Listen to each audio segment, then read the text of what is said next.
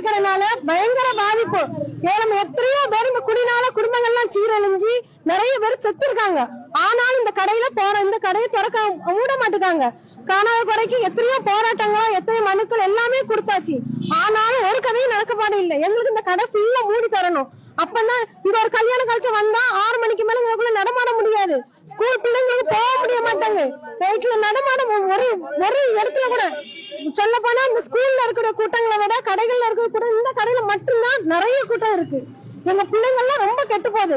எங்க வீட்டுக்காரங்க 10 ரூபா சம்பாதிச்சாலும் வீட்டு